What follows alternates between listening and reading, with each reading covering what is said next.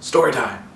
Life in Pittsburgh is a mixed bag. For 5 months of the year, the entire city is plunged into a deep freeze known to most as winter, resulting in prolonged bouts of apathy, severe drops in class attendance, and a drastic increase in prayers to hopefully one day know the warmth of day again. All of this means that on the first day, the sun decides to peek its shy little head out from beyond the clouds and show a potential at thawing that slippery permafrost that coats the streets. Students pour out of their cave-like dorms to enjoy what precious little time outdoors they can before the return of the ever-resilient cold.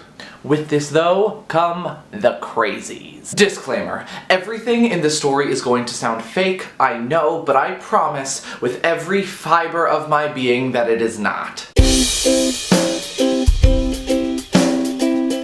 I honestly just wanted to go to Target.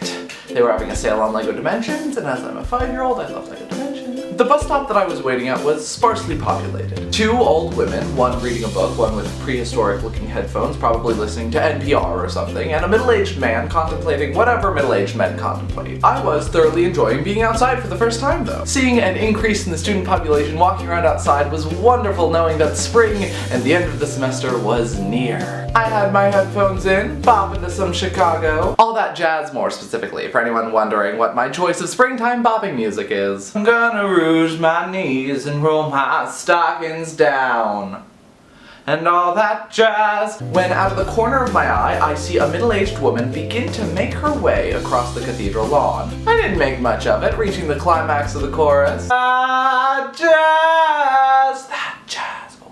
A few moments later, I catch her out of the corner of my eye again, this time having hidden away behind a few trees 100, maybe 150 feet away. As I watch, slightly distracted by the power of imagining the brilliance and precision of Fosse's choreography. Oh, she's gonna shimmy till her garters break and all that. It doesn't totally check in with my brain exactly what I'm watching. I see her, so nonchalantly, not even looking around guiltily, slowly just start taking her shirt off. Now, it's like maybe 3 p.m., broad daylight in the middle of a college campus. And here is this old woman in the middle of it all, not a care in the world, stripping. You know, when it finally clicks in, my initial thought is, you go, girl. You know, you do you, don't let the man get you down, and just go back to my business. After I finally come to my senses and curiosity and the absurdity of the situation takes over, I look back. Now at this point, I am in desperate need of camaraderie.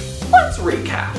This woman, in the middle of the day, in the few moments it has taken me to recollect myself and look back at her, has stripped completely naked, full boobie and everything. I'm in shock, and like I have for my entire life, I look to the adults around me for guidance. What do I do? Am I seeing this correctly? Is she actually naked?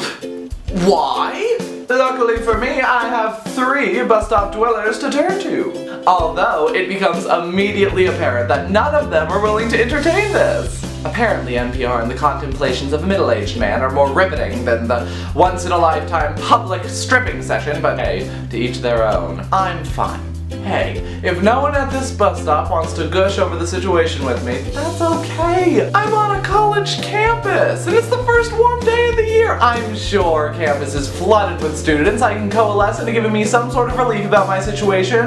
Nope, not a single soul. Truly, I have no idea why in that single moment every student on campus decided to play a huge game of hide and seek without me and leave me dangling on the edge all by myself. And at this point, I start panicking. I am completely alone in this situation and in the world. How am I going to approach this situation? Am I gonna miss my bus? Will anyone actually believe me? There is no possibility I can descend back into the warm embrace of Bob Fosse anymore.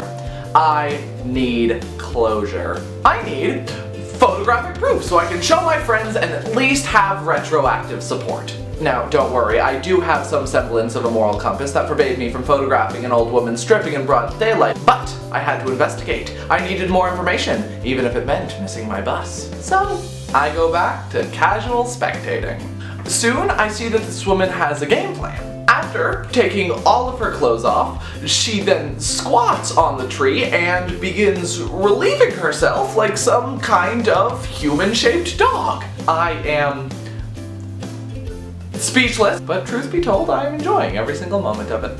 And then I realize it's more than meets the eye. I'll spare you the gritty details, but I soon deduce that this woman is pooping on the tree. Honestly, my initial emotion was pure unbridled excitement for one reason and one reason only. I will officially be able to garner photographic proof of this woman and her strange pooping habits. Once she leaves, I will trot on over and casually snap a picture of her poop and go on living my empty, broken shell of a life. And at the very moment this thought, this joy enters my head, the woman snaps her neck and makes direct eye contact with me. I'm petrified. I can't look away. She knows. She knows what I'm about. From being so far away, I couldn't make out any actual facial expression, be it fear, elation, skepticism, but then she took out a paper towel roll and began cleaning up. At this point, it was just a waiting game for me. That is, until I see the still naked woman reach down with her bare hands and pick up her defecation and put it into her drawstring backpack. I truly have never felt more of a combination of disgust and disappointment than I did in that moment. She puts on her clothes and walks away. I am reeling at this point. Should I call the police? Is this a normal occurrence? Is she homeless? There are plenty of public restrooms on campus. Why didn't she just use one of those? Questions are flying into my head when I see this woman begin walking towards me. She knows exactly what she's done, and she knows exactly what I'm thinking. Do I say something? And as she crossed my visual plane, neither of us said a word, but she has the audacity, after all that she has put me through, to wink at me as she walks by and just continue going. She knows that no one will ever believe me.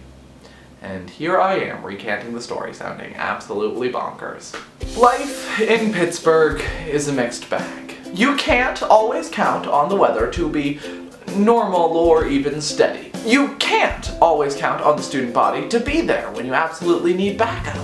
You can't even count on procuring photo evidence to defend your outlandish claims. What you can count on, though, is that life in Pittsburgh, there is never a dull moment.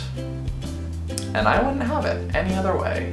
So if you like what you saw and you want to see more, be sure to subscribe, leave a like, maybe a comment, and as always, till next time,